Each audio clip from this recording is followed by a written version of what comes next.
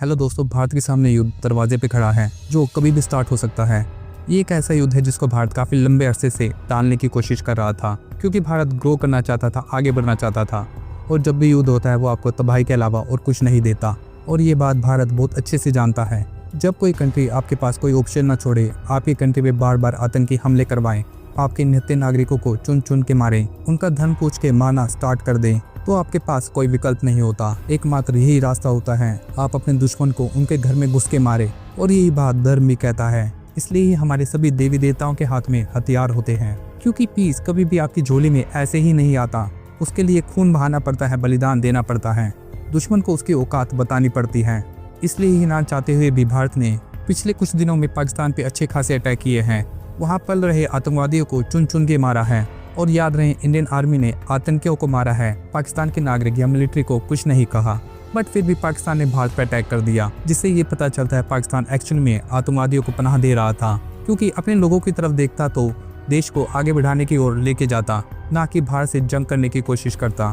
तो अब जब वो दोबारा अटैक कर रहा है तो भारत को भी मुंह तोड़ जवाब देना चाहिए, और हमें भी अपनी आर्मी के साथ खड़ा होना चाहिए, चाहे निर्णय अब कुछ भी हो। बट स्टिल भारत में कुछ लोग हैं जो अपना दोहरा चरित्र दिखाते रहते हैं। इसमें सबसे ऊपर नाम है अरफा खानम शेरवानी का।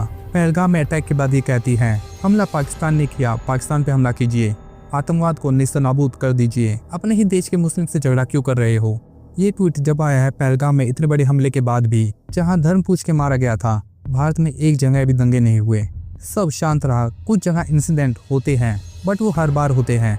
मास पॉपुलेशन स्टिल कुछ नहीं बोल रही, बट अभी भी ये भारत के लोगों पे ही क्वेश्चन उठा रही है। और जब भारत पाकिस्तान में रह रहे आतंकियों के नो ठिकाने पे अटैक करता है और उनके बहुत से आतंकियों को मार गिराता है, जिसको इंडियन आर्मी की तरफ से कंफर्म भी किया गया कि हमने आतंकियों को मार गिराया, सिविलियंस या पाक आर्मी पे अटैक नहीं किया, बट फिर भी अरफा की ये वीडियो आती है।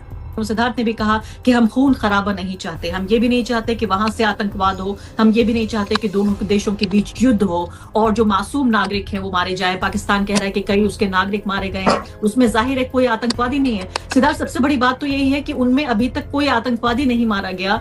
जिन 3 ठिकानों का यहाँ ये बता रही है, पाकिस्तान कह रहा है कोई भी आतंकी नहीं मारा गया, सिविलियंस मारे गए हैं। और अरफा को पाकिस्तान के स्टेटमेंट पे भरोसा है, जो भारत पे आए दिन हमले करवाता है, बट हमारी आर्मी के स्टेटमेंट पे भरोसा नहीं, जो प्रूफ के साथ बता रही है कि हमने आतंकियों को मारा है। बट इसके बाद भी अरफा यहाँ नहीं रुकती।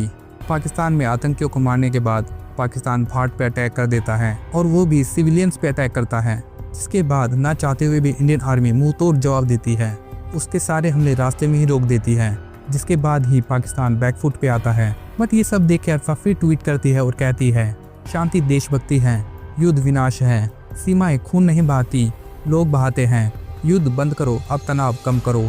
मतलब अटैक पाकिस्तान ने किया, लोग हमारे मारे गए, युद्ध की शुरुआत उन्होंने की और ज्ञान भी हम ही सुने। तो माफ कीजिए अरफा जी, शांति कभी देशभक्ति नहीं होती, युद्ध ही देशभक्ति सामने लाता है, वही देश को एक साथ जोड़ता है। और जब तक ये संसार है, युद्ध ही शांति का एकमात्र हल है। यही हमारे ग्रंथों में लिखा है और धर्म भी यही कहता है। न्याय चाहिए तो अन्याय को जड़ से खत्म करो, तभी शांति हो सकती है। नाउ ये है नेहा सिंह राठौर। पहलगाम के बाद ये गवर्नमेंट पे क्वेश्चन उठा रही थी और कह रही थी, मान लिया जाए पाकिस्तान इस बार भी बच गया, देश का बदला कब पूरा होगा मोदी जी। देश आतंकियों के कटे सर की मांग कर रहा है, और भी किसी न किसी तरीके से गवर्नमेंट पे ही क्वेश्चन उठा रही थी। और जब भारत ने बदला ले लिया और पाकिस्तान ने भारत पे अटैक किया, जिसका भारत ने मुंह तोड़ जवाब दिया, भारत के जवाब के बाद इनके भी सुर बदल गए। इसने फिर से ट्वीट किया और कहने लगी, लाशें भारत पाकिस्तान में गिर रही हैं, हथियार यूरोप के बिक रहे हैं, बताओ युद्ध कौन जीत रहा है। अब आप खुद सोचो इसको क्या ही जवाब दें। ये चाहती क्या है, कुछ करो तो दिक्कत, कुछ ना करो तो दिक्कत। एक्चुअली में ये वो लोग हैं जिनको किसी के मरने से कोई फर्क नहीं पड़ता।